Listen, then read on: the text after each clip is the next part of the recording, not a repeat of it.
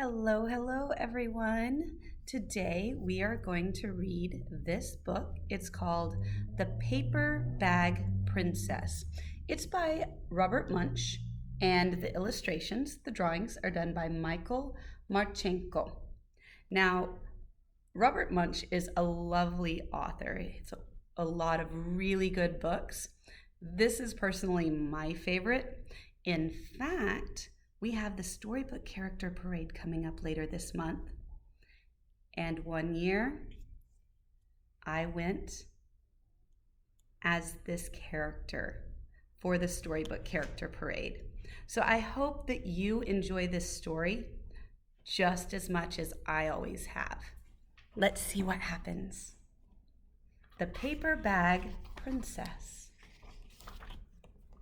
Here's our title page. Here's our dedication page to Elizabeth. Makes you wonder who Elizabeth is, doesn't it? Elizabeth was a beautiful princess. She lived in a castle and had expensive clothes. She was going to marry a prince named Ronald. Unfortunately, a dragon smashed her castle, burned all her clothes with his fiery breath, and carried off Prince Ronald. Elizabeth decided to chase the dragon and get Ronald back. She looked everywhere for something to wear, but the only thing she could find that was not burnt was a paper bag. So she put on the paper bag and followed the dragon. He was easy to follow because he left a trail of burnt forest and horse's bones. Wow, she looks angry. Finally, Elizabeth came to a cave with a large door that had a huge knocker on it. Well, she took hold of that knocker and banged on the door. The dragon stuck his nose out of the door and said, "Well, a princess.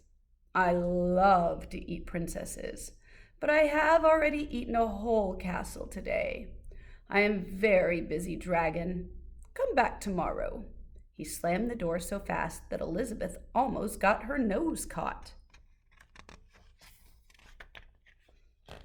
Elizabeth grabbed the knocker and banged on the door again.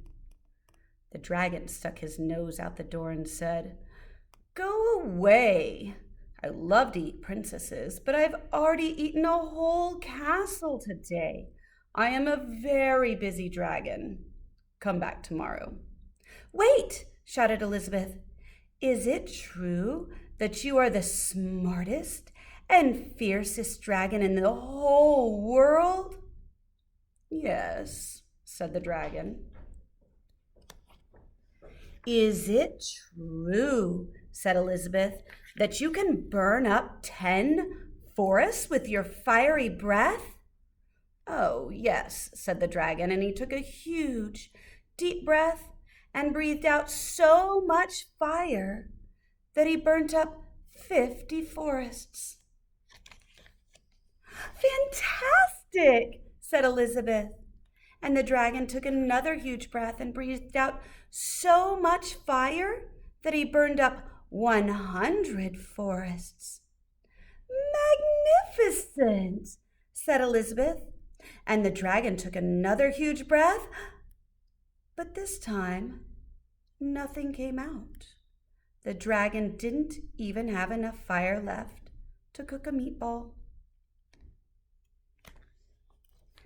Elizabeth said, "Dragon, is it true that you can fly around the world in just 10 seconds?"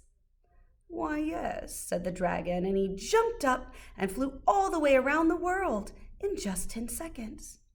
He was very tired when he got back, but Elizabeth shouted, "Fantastic! Do it again!" So the dragon jumped up and flew around the whole world in just 20 seconds. When he got back, he was too tired to talk, and he lay down and went straight to sleep. Elizabeth whispered very softly, "Hey, dragon." The dragon didn't move at all. She lifted up the dragon's ear and put her head right inside. She shouted as loud as she could, "Hey, dragon!" The dragon was so tired, he didn't even move.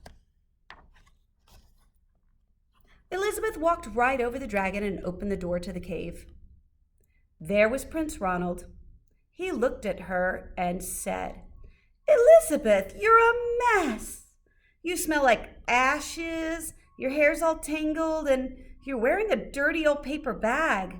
Come back when you're dressed like a real princess."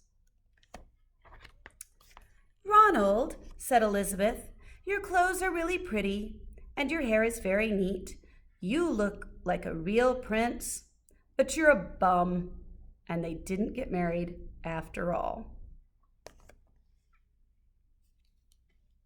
I feel like there are a lot of ways that you can be a princess or a prince. And one of the best things we can do is use our deeds to prove ourselves worthy. I hope you enjoyed The Paper Bag Princess. I'll see you next time.